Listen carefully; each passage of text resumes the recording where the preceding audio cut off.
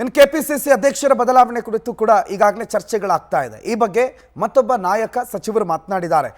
ಕೊಪ್ಪಳದಲ್ಲಿ ಸಹಕಾರ ಸಚಿವ ಕೆಎನ್ ರಾಜಣ್ಣ ಪ್ರತಿಕ್ರಿಯೆ ಕೊಟ್ಟಿದ್ದಾರೆ. ಕೆಪಿಸಿಸಿ ಅಧ್ಯಕ್ಷರ ಬದಲಾವಣೆಯ ವದಂತಿ ವಿಚಾರಕ್ಕೆ ಸಂಬಂಧಪಟ್ಟಂತೆ ಬದಲಾವಣೆ ಆಗಬೇಕು, ಸಾಂವಿಧಾನಿಕ ಹುದ್ದೆಗಳ ಕಾಂಗ್ರೆಸ್ನ ನಿಯಮ, ಅಘೋಷಿತ ನಿಯಮ, ಒಬ್ಬರಿಗೊಂದೇ ಸ್ಥಾನ ಅಂತ ಸರ್ಕಾರ ಮತ್ತು ಸಿದ್ದರಾಮಯ್ಯ ಜನಪರರಾಗಿದ್ದಾರೆ. ಕೆಪಿಸಿಸಿ ಅಧ್ಯಕ್ಷ ಡಿಕೆಶಿಯಿಂದ ಸದೃಢವಾಗಿದೆ. ಏನೇ ಬದಲಾವಣೆ ಆಗುತ್ತೆ ಅಂತಿದ್ರೆ ಅದು ಹೈಕಮಾಂಡ್ನ ನಿರ್ಧಾರ. ಎಐಸಿಸಿ ಅಧ್ಯಕ್ಷರು ಹೇಳ್ತಾರೆ, ಅದನ್ನು ನಾವು ಪಾಲಿಸ್ತೀವಿ. ನಮ್ಮದೇ ಏನು ನಿರ್ಧಾರ, ನಾವೇನು ನಿರ್ಧಾರಗಳನ್ನು ಕೈಗೊಳ್ಳೋದಕ್ಕಾಗೋದಿಲ್ಲ. ಹೈಕಮಾಂಡ್ ನಮ್ಮದು ನ್ಯಾಷನಲ್ ಪಾರ್ಟಿ, ಹೈಕಮಾಂಡ್ ಹೇಳಿದಾಗ ಆಗುತ್ತೆ ಅಂತ ಕೆಎನ್ ರಾಜಣ್ಣ ಮಾತನಾಡಿದ್ದಾರೆ ಅಧ್ಯಕ್ಷರ ಬದಲಾವಣೆ ಬಗ್ಗೆ.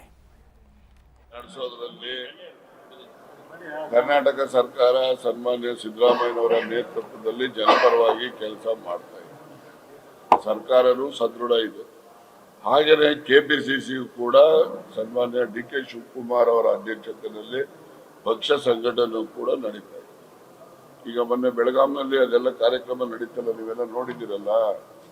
ಯಾವ ರೀತಿ ಲೋಪ ಇದೆ, ಯಾವುದು ಲೋಪ ಇಲ್ಲದ ರೀತಿಯಲ್ಲಿ ಹೆಚ್ಚು ಪರಿಣಾಮಕಾರಿಯಾಗಿ ಪಕ್ಷದ ಸಂಘಟನೆ ಕೂಡ ಮಾಡ್ತಾ ಇದೆ.